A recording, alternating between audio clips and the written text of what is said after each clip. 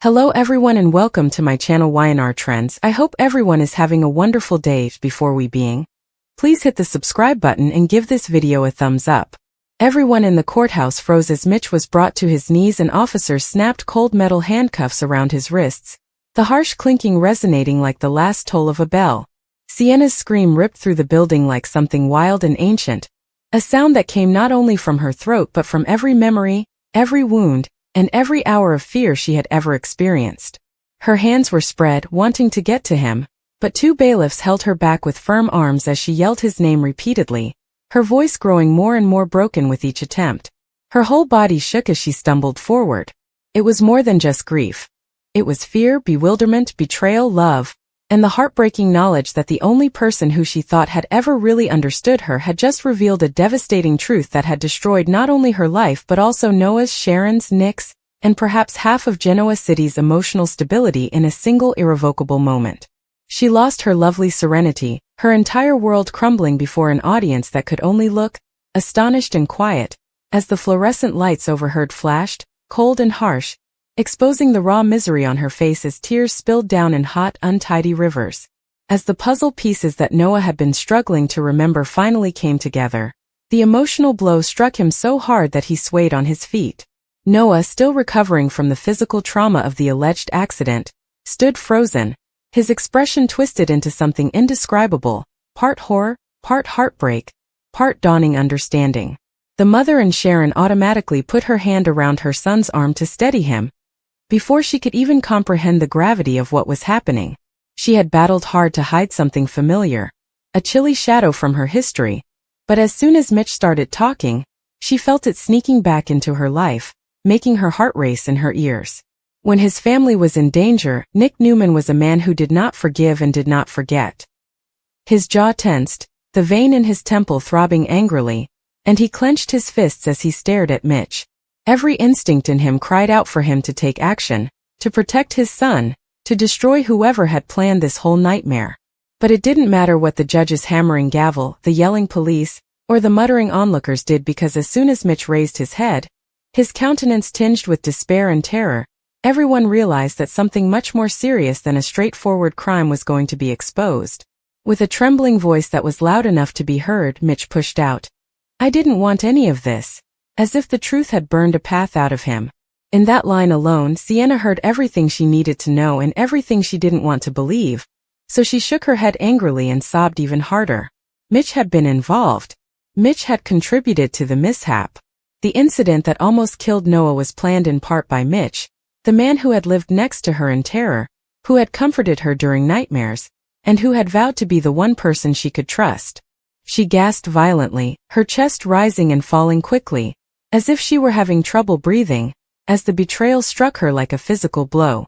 At that moment, Mitch truly looked at her, and his eyes were like broken glass, filled with so much guilt that he could hardly hold them open. Even though his words sounded weak, broken and angry, everyone could hear the truth in them when he added, "I had no choice." There aren't many things more scary in the world than being emotionally and psychologically controlled by someone who thrived on power. I would have been killed by him. You would have been slain by him. He would have deprived us of everything. His voice broke even more. He did it already.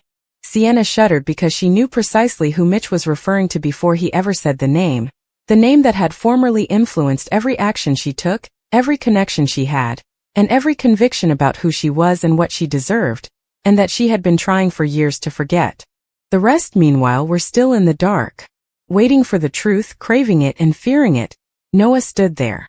Nick had experienced enough violence and manipulation to know when a revelation had the potential to ruin everything, so he went forward with a voice as harsh as steel, demanding and commanding.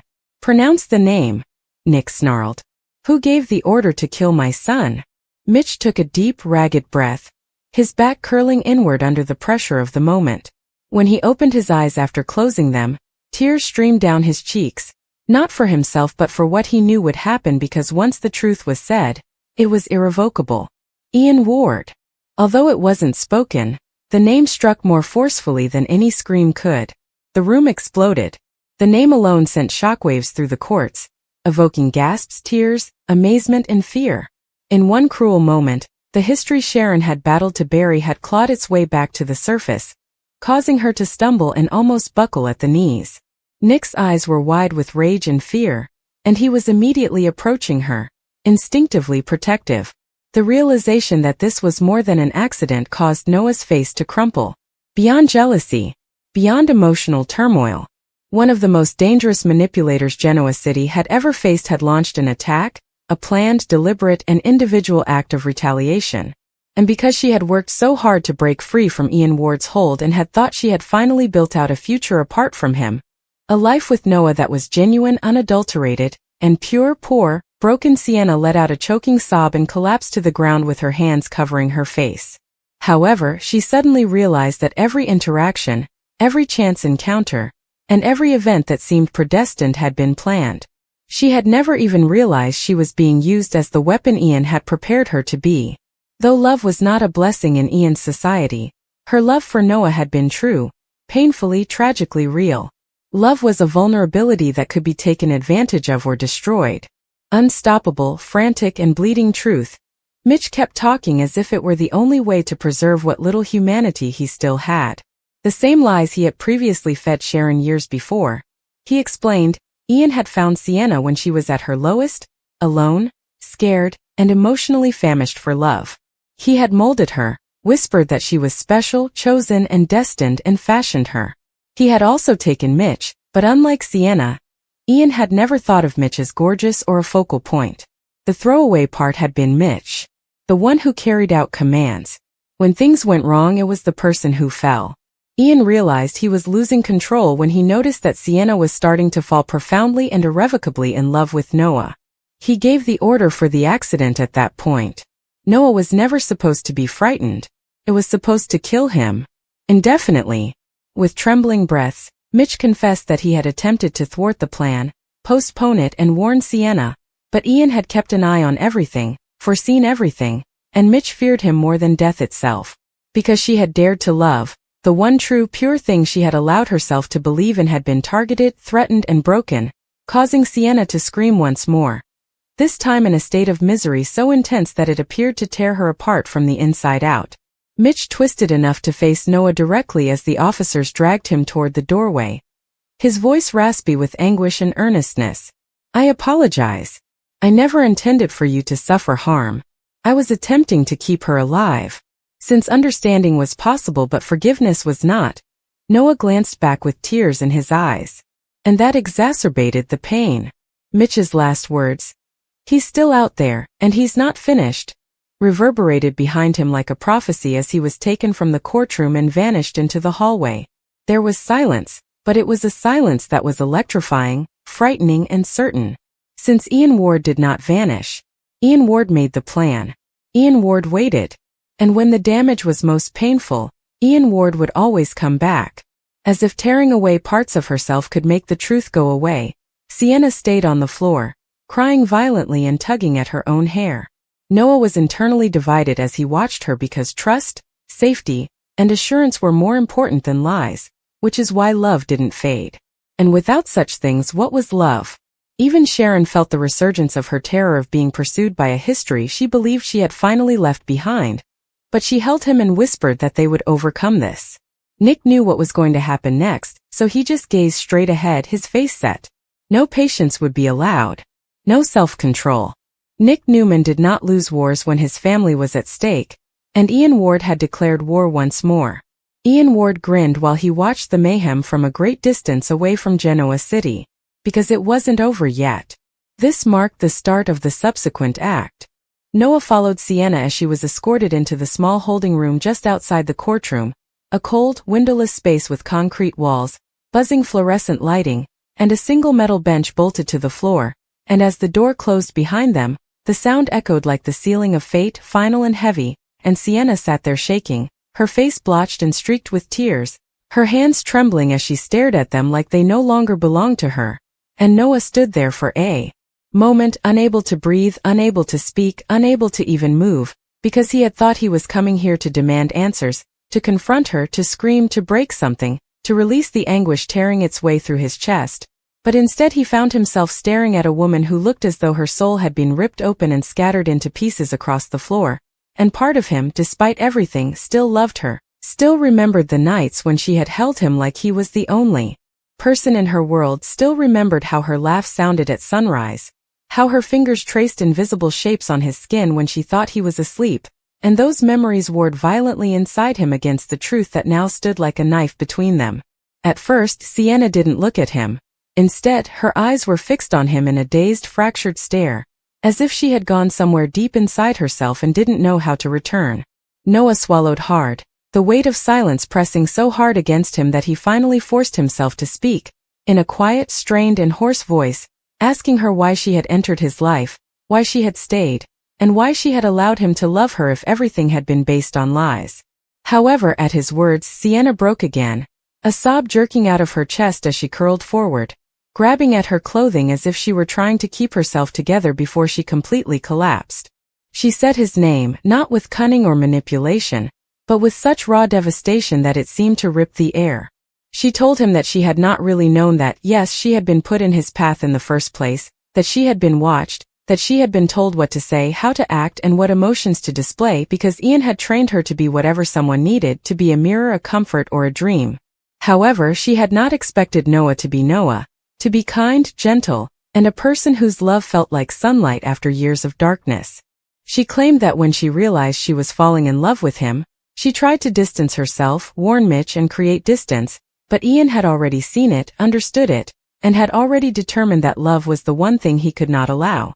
Part of him recognized the sincerity in her voice, the trembling of truth, and Noah clenched his fists at his sides, his breath trembling.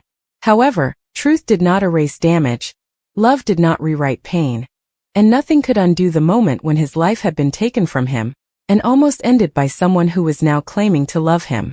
Then Sienna told him everything, not the polished, curated version she had once told herself, but the true, jagged-edged version she had always tried to hide, how Ian had taken her in when she was young, when she had no family, no home, and no guidance, how he had fed her, clothed her, praised her, and built her up as someone who was special, chosen, and meant for greatness. She told him that she had believed him because she had so desperately wanted to be seen, to matter, and not be invisible, and how he had gradually, subtly, gently removed the world from her until he was the only voice she heard and the only truth she knew. She claimed that when she first tried to leave, he didn't yell, threaten, or hit her. Instead, he just told her that she was unappreciative, that the world would destroy her, and that no one would ever love her the way he had. She was convinced that she was broken, unlovable, and undeserving of anything genuine, and that belief was stronger than any metal. A part of Noah had always felt that there were ghosts in her eyes, shadows she had never named, an agony she had concealed too well. Now that he knew them, he listened, mute and hurt, but knowledge did not make the sting of betrayal go away. With a sharper voice now, he asked her why she hadn't told him sooner, why she hadn't confessed before Mitch had been forced to expose everything. Sienna choked out that she had been trying to protect him and them because she knew what Ian was capable of, knowing that if she had revealed her past, her connection, and her truth, Ian would have acted sooner, harder, and more violently. She had convinced herself that if she could just keep Noah safe long enough, if she could just stay ahead of Ian, if she could just build a life strong enough, real enough, Ian would eventually lose interest, disappear, or die. But love made her reckless, hopeful, and made her believe in miracles, and Ian Ward didn't allow miracles. Love did not erase consequences, did not erase the fact that she had stood beside him every day while he bled, while he suffered, while he searched for answers, while she knew there was a monster lurking beneath the surface of their relationship, waiting to strike. Noah said, feeling his grief and anger knotting inside him, twisting into something sharp and unsteady. She told him that she had tried to warn him in small ways, with hints, with moments of hesitation, with the panic in her eyes when he talked about the accident, because she had been trying to point him toward the truth without speaking it. However, Ian had been watching, always listening, and every time she hesitated, every time she considered choosing Noah over the world Ian had built for her, something terrible happened. A reminder, a message, a threat. Sienna's sobbing became more intense. Her shoulders trembled so violently that she felt like she might break apart completely. It felt impossible to stand at that point, as if his legs could no longer bear the weight of everything he was carrying now. So Noah sat down slowly and heavily across from her. For a long time they just breathed, her gasping and ragged, his uneven and shaking, And he realized that he did not just see her as the woman who had lied to him, but also as the woman who had been rewired, reshaped, controlled, and molded. This realization was even worse because it meant that there was no clear distinction between victim and perpetrator, no easy way to decide whether to hate her or save her. Eventually, in a low voice, he asked if she had ever truly loved him, or if it had all been part of Ian's plan. Sienna slowly raised her head and said that the only thing that had ever been real in her life had been him, that loving him had been the first time she had ever felt alive, the first time she had ever felt like she could choose for herself, and the first time she had ever thought she might be able to have a future free from a cage. And since he recalled those times as well, when loving her had seemed like breathing, like gravity, like inevitable, something inside Noah shook, something painful, tender, and angry all at once. However, he understood that love could coexist with harm, which is what made this intolerable. Then, in a statement that rocked the room, Sienna told Noah that Ian was not finished, that Mitch's confession had not put an end to anything, but rather had accelerated Ian's plan because Ian never took action without considering every effect, reaction, and ripple, and that if Mitch had spoken, it was because Ian wanted the truth to be known now rather than later. Ian was already moving, observing, and getting ready to attack again, and Noah knew that the victim would not be chosen at random, so he felt a chilling sense of dread pass through him. It would be intimate. It would be disastrous. It would be accurate. And because Ian always struck the heart, always demolished the foundation, and always made sure that love itself was the wound, Sienna murmured that she knew who Ian would target first. Noah understood too, Sharon, and his breath seized in his throat. Ian Ward would return for Sharon, and he wouldn't just be attempting to shatter her this time. He would be attempting to destroy all she held dear, everything she had created, and everything she had fought to keep safe. As he stood there, Noah's resolve solidified like steel cooling in a fire, and for a brief while, he just gazed at Sienna with the sorrowful, sad understanding of two people who had been drawn into the same conflict from opposing sides. With tears in her eyes, Sienna gazed up at him, her expression beseeching, but she remained silent because there was nothing she could ask for just now. It was too enormous to forgive. Redemption was too far away. Love was too shattered. Noah didn't shout, though. He refrained from using profanity. He didn't hit. He just took a step back, his chest rising and falling painfully, as if every breath was a decision, and he told her, in a steady voice that was trembling at the edges, that he had no idea what would happen between them next, what he would feel tomorrow or tomorrow's tomorrow, but that for the moment stopping Ian Ward was all that mattered. Sienna recognized that this was no longer about them, so she nodded while still crying. It had to do with war. Ian Ward grinned from a distance, seeing everything play out just the way he had planned, because the next act had already started and love was still the battleground.